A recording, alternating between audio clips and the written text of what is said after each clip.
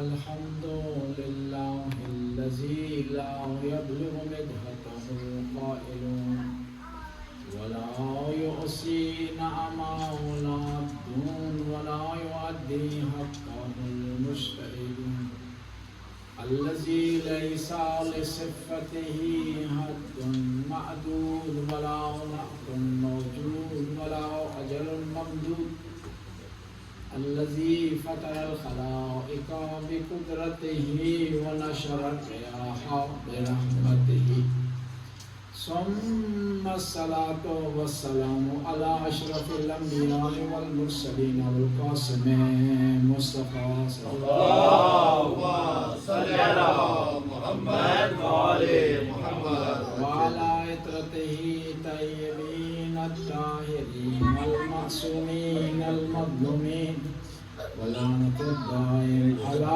أعدائهم أجمعين من الآن إلى لقاء يوم الدين. بسم الله الرحمن الرحيم. قال الله سبحانه وتعالى في كتابه المجيد والفرقان الحميد وقوله الحق وأصدق الصادقين. بسم الله الرحمن الرحيم. قل يا أيها الذين هادوا إن زعمتم أنكم أولياء لله من دون الناس فتمنوا الموت إن كنتم صادقين. صلوات اللهم صل على محمد وآل محمد.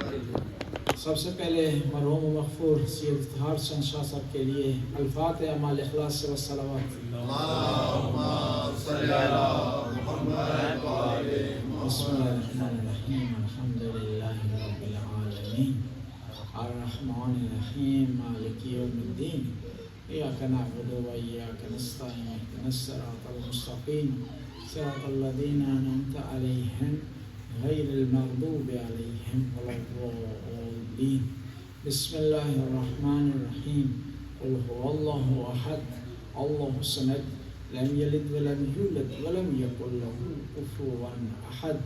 خدایا افتخار شاہ صاحب کی قبر کو منور فرما، ان کی درجات کو بلند فرما، ان کی منازل آسان فرما، انہیں آئمہ کے جوار نصیب فرما اور لوائقین کو صبر کرنے کی توفیق فرما. اللہم صلی علی محمد محمد. باواز بلند صلوات. اللهم صل على محمد وآل محمد.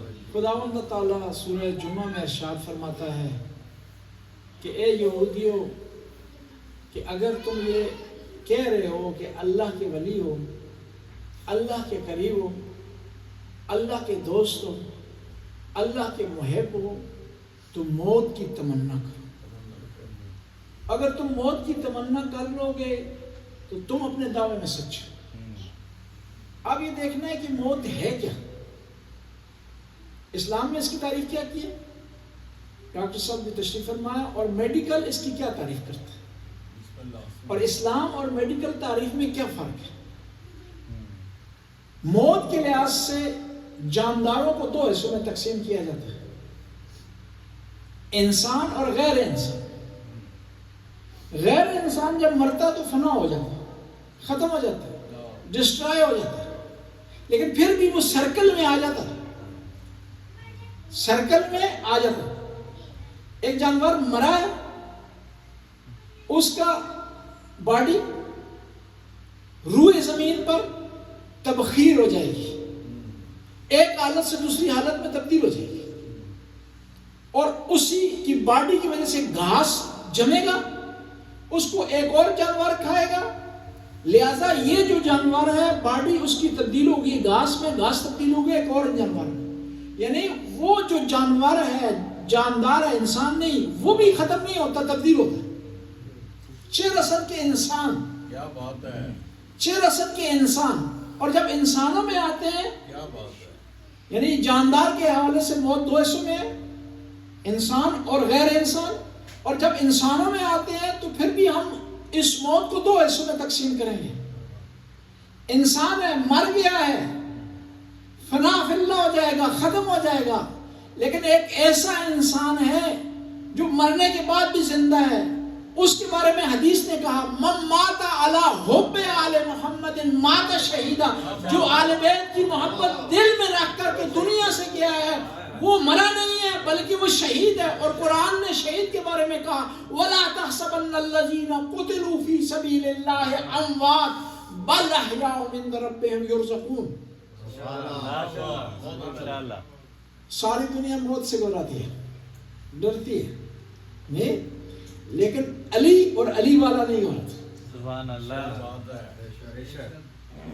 کسی نے مولا سے کہا کہ آپ میدان میں جاتے ہیں تو گھبراتے نہیں, ڈرتے نہیں, پریشان نہیں ہوتے, موت سے آپ نہیں ڈرتے. کہا موت علی موت سے نہیں گھبراتا, کیونکہ علی کے لیے کوئی فرق نہیں کرتا کہ موت علی پر آ پڑے یا علی موت پر جا پڑے. عرب کے جوان جب بھی میدان میں آتے تھے وہ بڑے عرب بڑے جنگجو تھے, بڑے بہادر تھے, بزدل نہیں تھے, لیکن مولا کی بہادری اس طرح بیان ہوئی ہے, ظاہر ہوئی ہے کہ دوسروں کی بہادری ختم ہو گئی. ورنہ یہ عرب بڑے بہادر تھے. بہادری کے باوجود بھی جب میدان میں آتے تھے تو 2 زرہ باندھتے تھے, ایک سینے پر ایک کمر پر.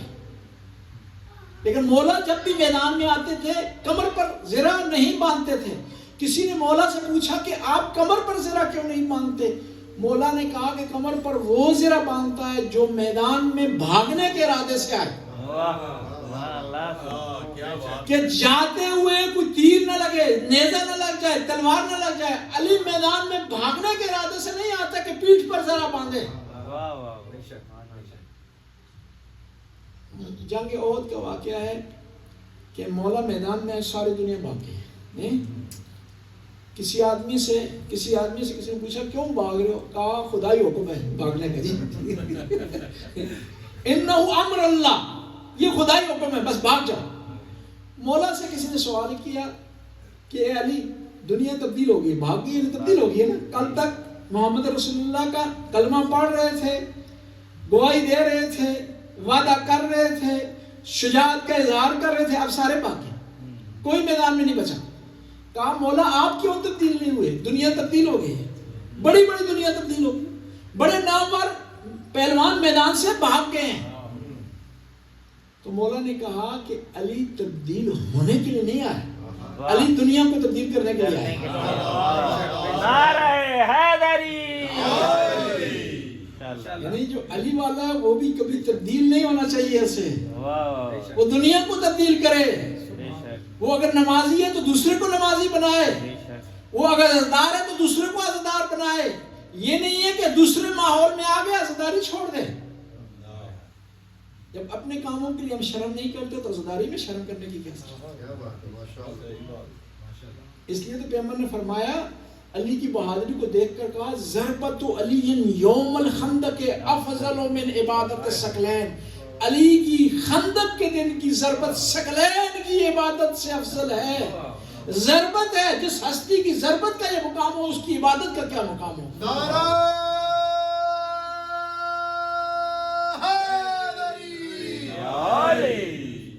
کہا مولا آپ جس رب کی عبادت کرتے ہیں اس کو آپ نے دیکھا ہے؟ کہا علی اس کی عبادت کرتا ہی نہیں جس کو دیکھا نہ ہو سکتا. لیکن علی کے دیکھنے اور میرے دیکھنے میں فرق ہے.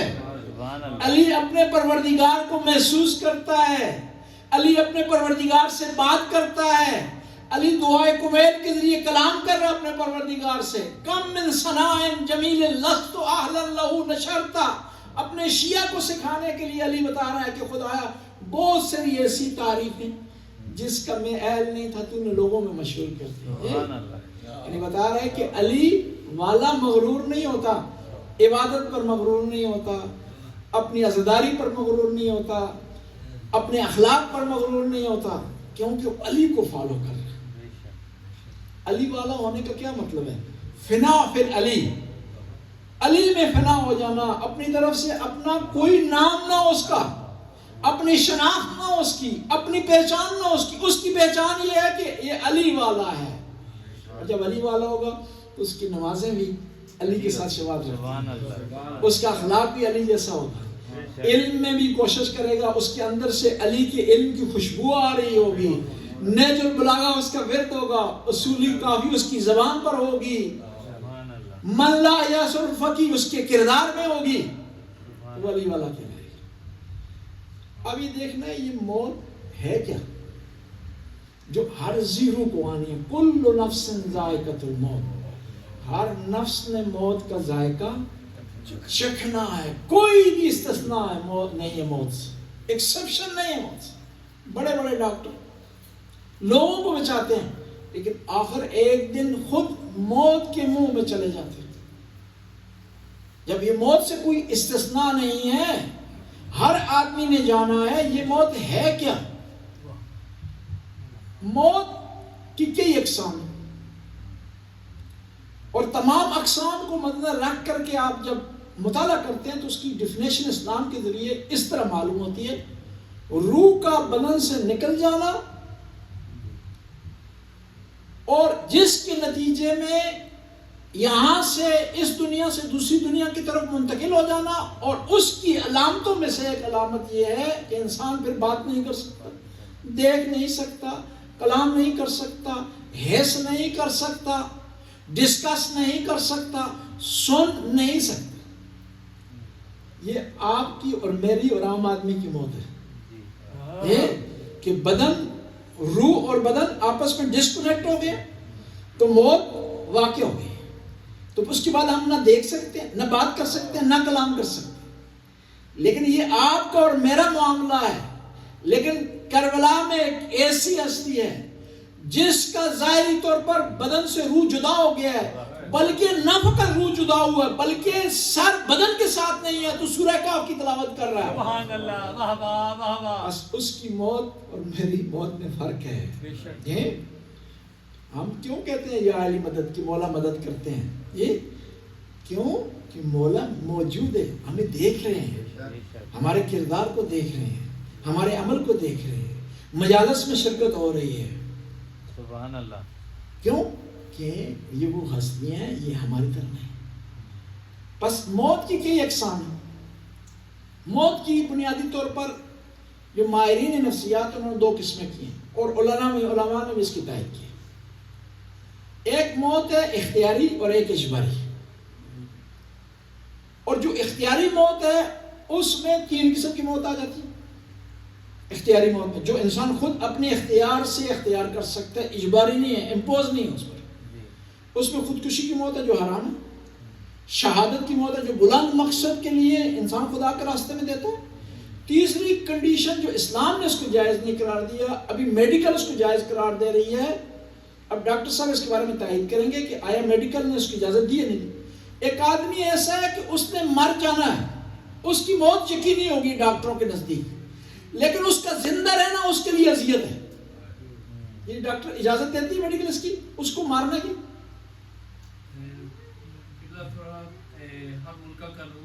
قانون کی مطابق میں ایسے نہیں ہے، لیکن کچھ ممالک میں ایسے ہے. یہ اسلام اس کی اجازت نہیں دیتا. اسے ہم عربی میں کہتے ہیں انتزاعی موت. یہ اختیاری ہے لیکن مریض نے اپنے اختیار سے نہیں لی، ڈاکٹروں کے اختیار میں، لیکن انسانی اختیار میں. اب اس کے بعد دو موت ہو جاتی ہے اجباری. اس کی دو قسمیں، ایک ہے نیچرل موت کہ انسان بڑھاپے کی وجہ سے کمزوری سے مرتا ہے. دوسری موت حادثاتی موت ہے، جس کے بارے میں کہا گیا کہ یہ حادثاتی موت ہے، اس سے خدا کی پناہ مانگیں، اس کے لیے صدقہ دیں، اس کے لیے دعائیں کریں. اور کچھ گناہ ایسے ہیں جو باعث بنتے ہیں کہ حادثاتی موت ہو جائے، جس میں گناہ کون سا گناہ مین ہے؟ جو پاک دامنی کے خلاف ہے، عفت کے خلاف ہے، جو کیا ہے جسے آپ، میں کہنا نہیں چاہتا وہ لفظ اسٹیج سے، یعنی ایک آدمی غلط کام کرتا ہے بغیر نکاح کے، جی اس کی وجہ سے یہ موت آ سکتی ہے. اور اگر اس سے بچنا چاہے تو اس گناہ سے بچے. بس موت کی یہ اقسام ہو گئی، اختیاری اور غیر اختیاری. اختیاری میں جو ہے تین آ گئی: شہادت، خودکشی، اور پھر خودکشی میں ایک عام خودکشی ہے، ایک جو لوگ وہابی کرتے ہیں خودکش حملہ، جی وہ موت ہے نا، یہ اختیاری ہے، یعنی اپنے اختیار سے حرام کام کر رہے ہیں. اور ایک ہے انتزاعی موت. پھر جو موت کیا ہے، اجباری اختیاری نہیں ہے، اس میں دو قسمیں ہیں، ایک طبی نیچرل موت ہے اور ایک حادثاتی موت ہے. اب موت کیا ہے؟ ہر آدمی کو آنی. مولا امیر المومنین علیہ السلام نے جب لاغا میں ارشاد فرماتے ہیں اللہم صلی علی محمد نیزل اللہ میں ارشاد فرماتے ہیں کہ اگر موت سے چھٹکارا ہوتا تو حضرت سلیمان کو ہوتا، جو ہوا پر کنٹرول رکھتے تھے، جنوں پر کنٹرول رکھتے تھے۔ اب موت سب کو آنی ہے، اس سے کوئی چارہ نہیں، اس سے کوئی چھٹکارا نہیں، تو پھر انسان ڈرتا کیوں ہے موت سے؟ موت سے کیوں گھبراتا؟ موت سے کیوں پریشان ہوتا؟ مثال کے ذریعے عرض کروں گا۔ آپ ایک گاڑی میں سفر کر رہے ہیں، آپ کے پاس لائسنس نہیں، خود ڈرائیو کر رہے ہیں، گاڑی آپ کو آتی ہے، چلا سکتے ہیں، لیکن لائسنس نہیں۔ جب تک آپ کا سفر مکمل نہیں ہوگا آپ پریشان ہوں گے، کیونکہ لائسنس نہیں۔ موت سے بھی اس لیے انسان گھبراتا ہے کہ یہ سفر ہے لیکن اس کے پاس عقیدے کا لائسنس نہیں، جی ولایت علی اس کے دل میں نہیں، توحید اس کے دل میں نہیں، رسالت کا اس نے اقرار نہیں کیا، عقیدہ اچھا نہیں رکھا اس نے، اس لیے گھبرا رہا ہے کہ آگے کیا جواب دے گا۔ جب سوال ہوگا من امام کا، تیرا امام کون ہے، تو وہ جواب نہیں دے سکے گا۔ کیوں؟ اس لیے ڈر رہا ہے۔ اور یہ بھی یاد رکھیں کہ یہ سوال ہے جو قبر میں نا لگتے تو بڑے ایزی ہیں جی۔ ایک دفعہ میں نے تقریر کی کہیں تو مومن نے کہا کہ مولوی صاحب کیوں تقریر نہ کر دو، پرچے تے لکھو، کفن میں رکھ دو، اتنے جو سوال آئے تھے تو پڑھ کے جواب دیتا جائے، ختم۔ نہیں، ایسا معاملہ نہیں۔ اتنا اگر آسان ہوتا نا، اتنا اگر آسان ہوتا خدا پیپر کو آؤٹ ہی نہ کرتا جی۔ کتنی کریم ذات ہے کہ اس نے پیپر کو آؤٹ کر دیے ہے اور مہلت بھی آپ کو دے دیے۔ سبحان اللہ، سبحان اللہ۔ پیپر آؤٹ ہو گیا ہے کہ کون سے سوال آئیں گے، کون سے جواب آپ نے دینے ہیں، لیکن اس کے لیے ساری زندگی آپ کو مہلت ہے، لیکن شرط یہ ہے کہ عمل ہو۔ زندگی میں علی جیسا کردار نہ ہو تو کس طرح وہ آدمی جواب دے سکے گا کہ میرا امام علی ہے، امام ہی علی۔ زندگی میں پیغمبر جیسا اخلاق نہ ہو تو کیسے جواب دے گا؟ من نبی کو، محمد رسول اللہ نبی کیسے جواب دے گا؟ وہ جواب نہیں دے سکے۔ اب قبر میں سوال و جواب ہونے ہیں۔ ایک دفعہ کیا ہوا کہ کچھ لوگ بڑے فکر میں تھے، موت سے متعلق پریشان تھے، اور ہر آدمی پریشان ہے موت سے متعلق، ٹینشن کا شکار ہے جی کہ موت آ جائے گی کیا۔ انہوں نے کیا کیا کہ چیک کرنے کے لیے ایکسپیریمنٹ کیا، کہا کہ ایک آدمی کو تیار کیا انہوں نے کہ اس کو قبر میں بھیجتے ہیں، ایک رات گزارے گا، واپس آئے گا تو ہمیں قبر کا احوال دکھائے گا تاکہ ہمیں پتہ چلے، اس کے مطابق ہم تیاری کر جائیں کہ مولوی تو کہہ رہے ہیں، ان کی بات کہاں سچی ہوتی ہے جی، یہ کہتے رہے ہیں، ان کی بات ہمیں یقین نہیں کرتا جب تک ہم پریکٹیکلی ایکسپیریمنٹ نہیں کریں۔ کیا ہوا؟ قبر کھودی گئی، ان میں سے جو منتخب شدہ آدمی تھا چنا وہ قبر میں چلا گیا، رات گزاری اس نے قبر میں۔ تو صبح شاعری کا وقت ہوا تو اس نے کہا بھی معاملہ ختم ہو گیا، چلتے ہیں واپس جی۔ تو اندھیرا تھا، قبر سے باہر نکلا تو وہاں سے ایک کاروان گزر رہا تھا، کاروان گزر رہا تھا تو اس کو انہوں نے دیکھا، قبر سے ایک آدمی نکل گیا، ڈر گیا، انہوں نے کہا کوئی مردہ نکل آیا ہوا ایک قبر سے جی۔ سارا کاروان جو تھا نا وہ قافلہ بھاگ گیا، صحیح، اور ان کے بھاگنے کی وجہ سے ان کے جو سواریاں تھیں، گدے تھے، اونٹ تھے، وہ بھی بھاگنا شروع ہو گئے، بھاگ۔ اب وہ آدمی باہر نکلا، تھوڑی دیر وہ آگے گئے تو انہوں نے دیکھا کہ دیکھیں چیک تو کریں مردہ کہاں گیا جی۔ واپس آئے، انہوں نے کہا کہ نہیں یہ تو مردہ نہیں، انہوں نے پکڑ کر اس کو پھینٹی لگائی کہ بھائی ہمارے جانوروں کو بھی تم نے بگایا ہے، ہمیں بھی ٹینشن میں ڈال دیا ہے، اس کو ٹھیک ٹھاک پھینٹی لگائی۔ اب وہ واپس آیا ان دوستوں کے پاس جنہوں نے بھیجا تھا اس کو کہ تم نے جا کر چیک کرنا ہے کہ قبر کے کیا احوال ہے جی۔ واپس گیا تو انہوں نے پوچھا کہ قبر میں کیا ہوتا ہے، انہوں نے کہا کہ کبھی کسی نے جانوروں نہ چھیڑو نا کچھ بھی نہیں ہوتا جی۔ انسانوں اور جانوروں کو تکلیف پہنچائیں گے، ان کو ڈرائیں گے، ان کو بگائیں گے تو پھر پھینٹی پڑے گی۔ یہ ایک لطیفہ ہے لیکن اس میں حقیقت ہے۔ اس دنیا میں اگر کسی سے نہیں چھیڑیں گے، کسی کو تنگ نہیں کریں گے، کسی کا حق نہیں کھائیں گے، کسی کا مال نہیں کھائیں گے، کسی پر تجاوز نہیں کریں گے، کسی سے بد اخلاقی نہیں کریں گے، کسی کو اذیت نہیں پہنچائیں گے تو قبر آسانی سے گزر جائے گی۔ لیکن اس دنیا میں آپ کردار اچھا نہیں رکھتے، بد اخلاقی کرتے ہیں، لوگوں کا مال اٹھاتے ہیں، لوگوں کا مال غصب کرتے ہیں، اور کوئی آدمی بھی آپ کے شر سے محفوظ نہیں ہے تو پھر وہاں جواب دینا پڑے گا، من دینوں کا، من اماموں کا، من ربوں کا۔ اور وہ جواب آسان ہے ظاہری طور پر، لیکن ان کا جواب تیار کرنا مشکل ہے، اس کے لیے پوری زندگی چاہیے۔ تلقین تو بیان کرتے ہیں ہم، لیکن تلقین اس کے پلے پڑے گی کہ جس نے اس دنیا میں عملی طور پر اس تلقین کے لیے تیاری کی ہے۔ میں عرض کر رہا تھا کہ آپ ایک گاڑی میں سفر کر، لائسنس نہیں، آپ گھبرائیں، لائسنس آپ کے پاس ہے، لیکن آپ کے پاس جو سیٹ میں بیٹھا ہوا آدمی ہے آپ کی سائڈ پر، وہ کسی کیس میں مطلوب ہے، مجرم ہے۔ آپ ٹھیک ہے، لائسنس آپ کے پاس صحیح ہے، پیٹرول گاڑی میں مکمل ہے ہر چیز، اس کی وجہ سے آپ گھبرائیں گے۔ آپ دنیا میں آپ کا کردار صحیح رہا ہے، پراپر رہے ہیں، لیکن دوستی آپ نے جو اپنائی ہے ان لوگوں کا کردار لو رہا ہے، وہ اہل بیت سے دور رہے ہیں، وہ عزاداری میں نہیں آتے رہے، وہ بد اخلاقی کا مرتکب رہے ہیں، کردار ان کا اچھا نہیں رہا، گناہ میں مرتکب رہے ہیں، تو ان دوستوں کی وجہ سے آپ اس سفر میں پریشانی کا سامنا آپ کو کرنا پڑے گا۔ اور ایک اور یہ ہے کہ آپ کے پاس ایک اور چیز ہے، گاڑی میں آپ سفر کر رہے ہیں، دوست بھی صحیح بیٹھا ہوا ہے، لائسنس بھی آپ کے پاس ہے، لیکن آپ کے پاس پیٹرول کا اندازہ لگانے کے لیے میٹر نہیں آپ کی گاڑی میں، آپ کو نہیں پتا کہ کتنا پیٹرول ہے، اور پتہ بھی نہیں ہے کہ پمپ کہاں آئے گا سیکنڈ، تو آپ پریشان رہیں گے، ٹینشن کا شکار رہیں گے آخر تک۔ اسی طرح دنیا سے آخرت کے سفر میں بھی ذات کی ضرورت ہے، سامان کی ضرورت ہے، جس کے پاس نہیں ہوگا وہ پریشان ہوگا۔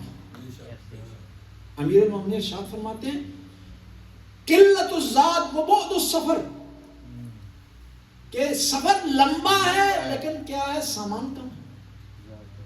امام زین العابدین علیہ السلام صلوات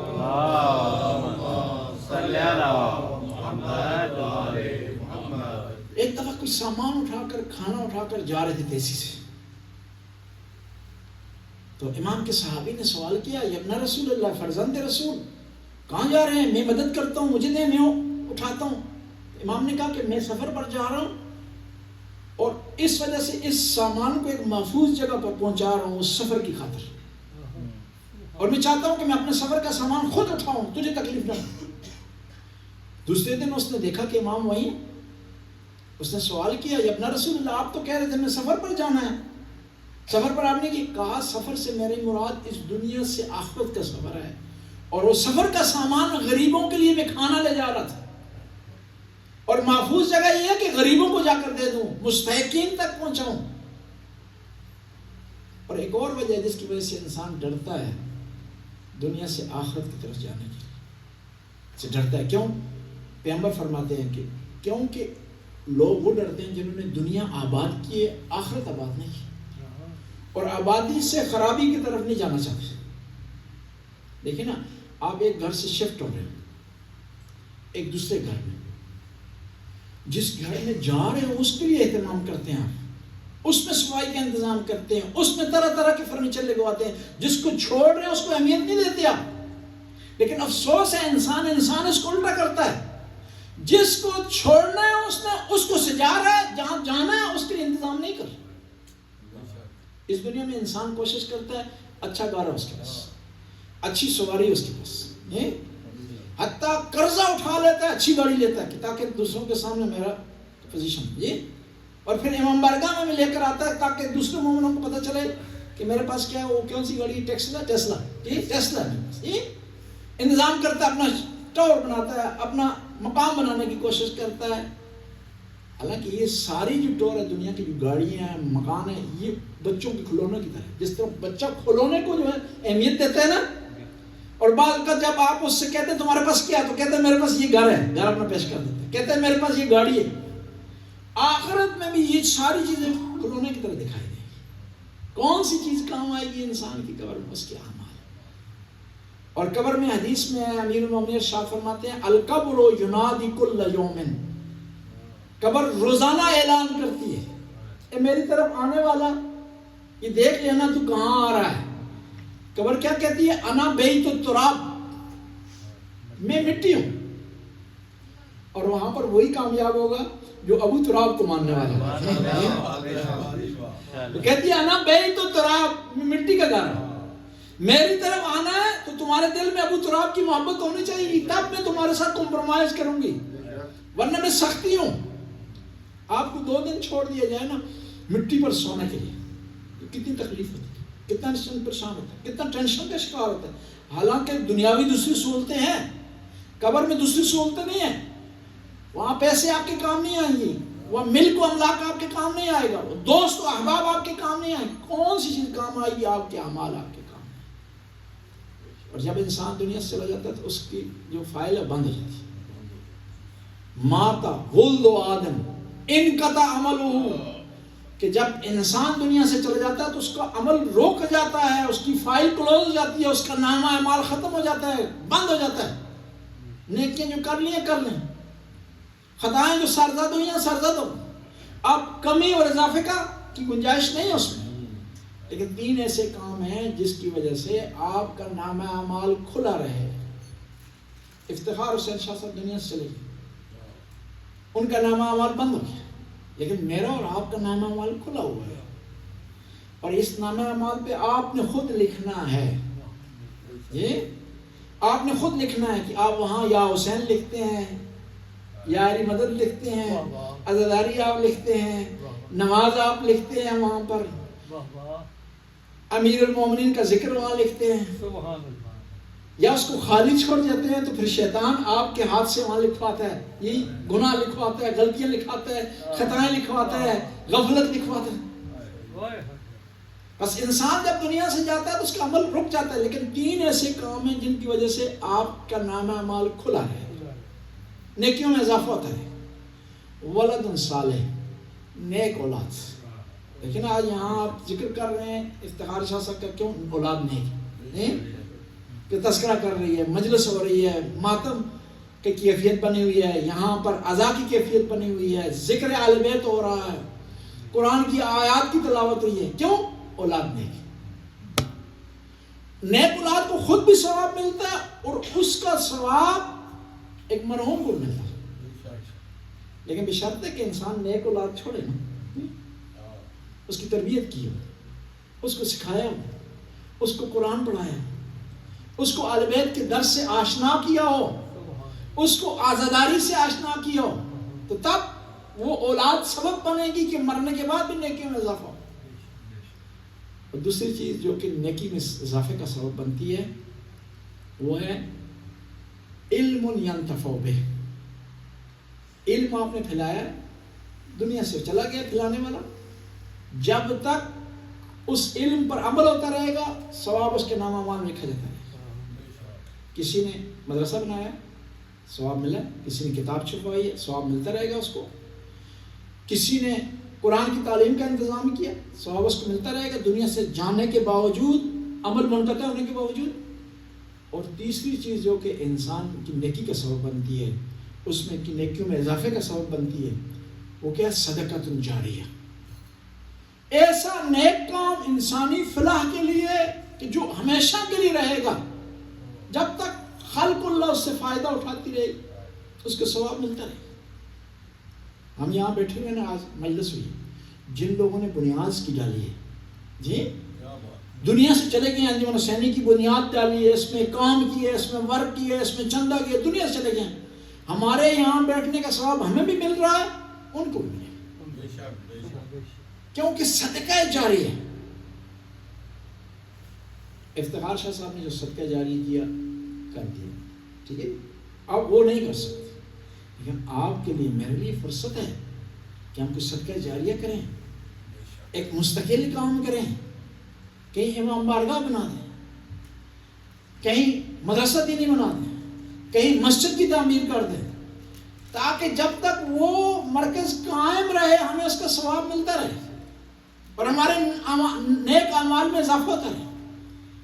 پھر امام فرماتے ہیں کہ قبر کیا اعلان کرتی ہے؟ انا بیت الوحشہ، میں ڈراؤنی جگہ ہوں. یہ انسان جو بڑے بڑے محلوں میں رہتا ہے، فلیٹ سے چلا جاتا ہے یہ اینی بولی میں، کیونکہ یہ جگہ تنگ ہوگی اس کی، ابھی وہاں نہیں، اس کو دم گھٹتا ہے، جی گنجائش تو ہوتی ہے. وہی انسان جو فلیٹ میں قابو نہیں آ رہا ہوتا، وہ قبر کی انہیں قابو ہوتا ہے، یہ کنٹرول میں رہتا ہے اس قبر. وہ اینیولی میں وہاں سے پھر دوسرے مکان میں شفٹ ہوگا، پھر بڑے ایریے میں. اب شہر میں اندر پولوشن ہے، یہاں پر آلودگی پائی جاتی ہے، باہر چلا جائے شہر سے. یہ وہی انسان جو کنٹرول نہیں ہوتا دنیا میں، وہی قبر میں ایک چھوٹی سی جگہ پر کنٹرول میں آ جاتا ہے. لیکن وہی قبر آپ کے لیے جنت کا منظر پیش کر سکتی ہے، نعمتیں اس میں ہو سکتی ہیں، روشنی اس میں ہو سکتی ہے، نور اس میں ہو سکتا ہے. اور یہ ہو نہیں سکتا جب امیر المومنین آئیں آپ سے ملنے کے لیے پھر روشنی نہ ہو. جی سبحان اللہ. امیر المومنین آپ سے ملنے آئے، وہ قبر جنت نہ بن جائے. لیکن آپ بشرط ہے کہ امیر المومنین کو دعوت دیں اپنے عمل کے ذریعے. امیر المومنین کو آپ نے بلانا ہے، یہ اختیار آپ کے ہاتھ میں ہے. امیر المومنین ارشاد فرماتے ہیں یا حارس حمدان من یمت یرانی، جو بھی مومن اس دنیا سے جاتا ہے وہ میری زیارت کرتا ہے. اور ایک وجہ یہ بھی ہے کہ مومن نہیں گھبراتا موت سے، مشتاق ہوتا ہے موت کا، کیونکہ اس کے دل میں تڑپ ہوتی ہے امیر المومنین سے ملاقات کرنے کی، مولا کی زیارت کرنے کی. اس کے لیے پھر موت مشکل نہیں ہوتی، آسان ہوتی ہے. الموت ریحانۃ المومن، موت مومن کے لیے کیا ہے؟ پھول.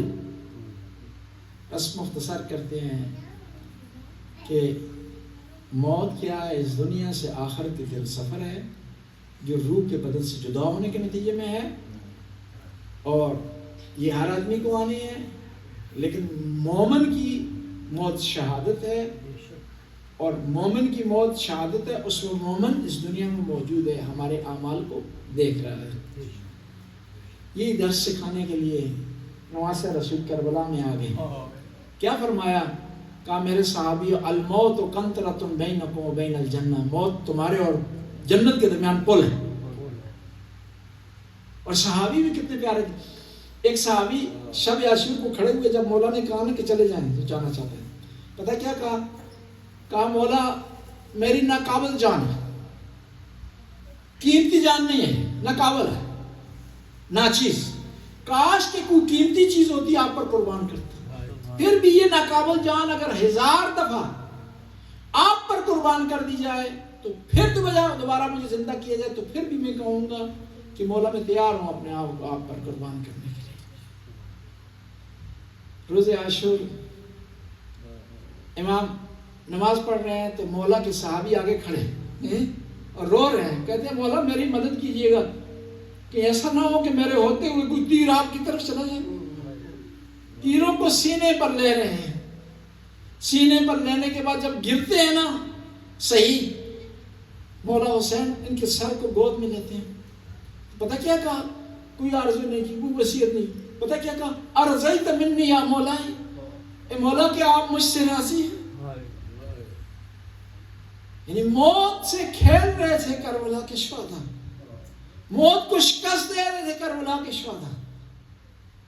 دیکھیے نا، جس آدمی کو پتا ہو کہ اس نے مر جانا، دشمن نے اس کے گھیرے میں لیے ہوئے، تعداد کم ہے، دشمن کے پاس ہر قسم کے ہتھیار، ہر قسم کے اوزار ہیں، اس کو پتا ہو لیکن وہ فخر کر رہا ہو کس وجہ سے؟ کیونکہ نواسہ رسول کی رکاب میں لڑ رہا ہے، نواسہ رسول کی ہمراہی میں لڑ رہا ہے. شہداء کربلا میں ایک جون شہید ہیں جون، اور یہ حضرت ابوذر غفاری کے غلام تھے. یہ ربضہ میں حضرت ابوذر غفاری کے ساتھ رہے. سختی انہوں نے کاٹی ہے، جلاوطنی انہوں نے کاٹی ہے، بھوک انہوں نے کاٹی ہے، پیاس کاٹی.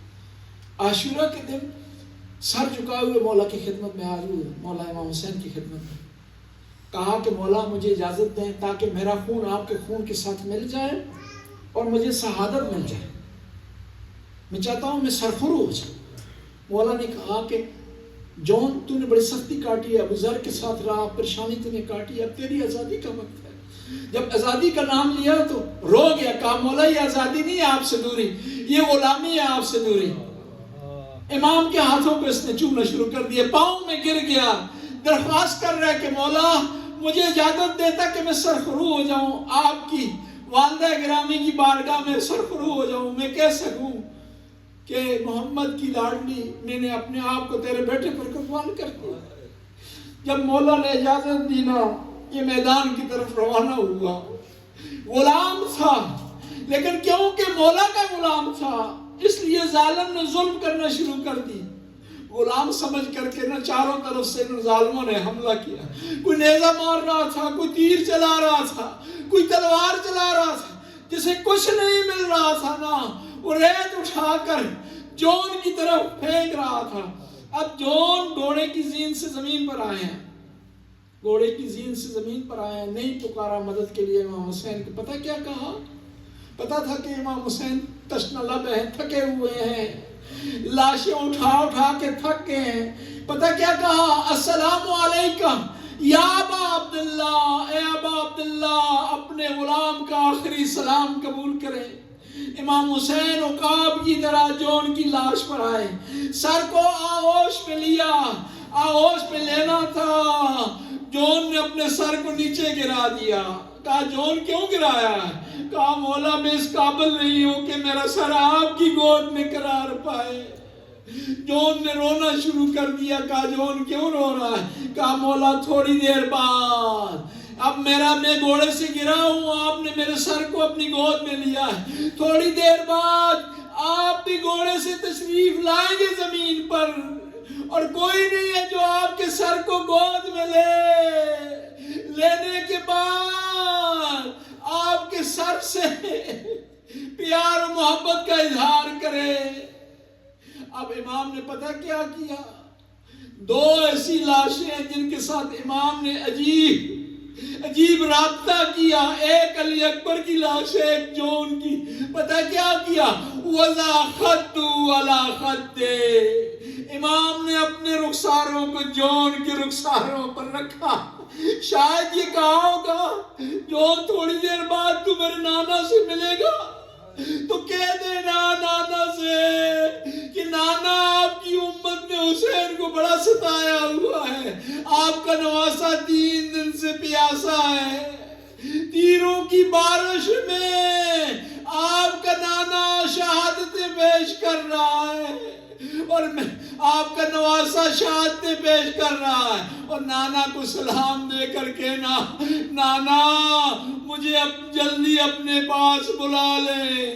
الا لعنت اللہ قوم الظالمین فسیعلم الذین ای منقلب ینقلبون. خدا اس کلیل سی حاضر کو قبول و منظور فرما, ہمارے گناہوں سے درگزر فرما, نیک کام کرنے کی توفیق عطا فرما. خدا اس مجلس کا ثواب مرحوم افتخار شاہ صاحب کو پہنچا, قبر کو منور فرما, ان کے درجات کو بلند فرما.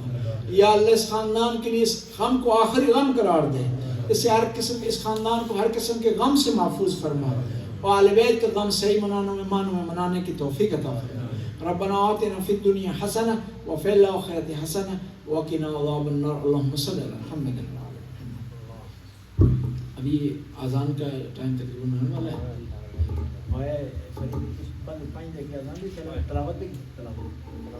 ابھی تلاوت کریں گے, اس کے بعد اذان ہو جائے گی. ٹھیک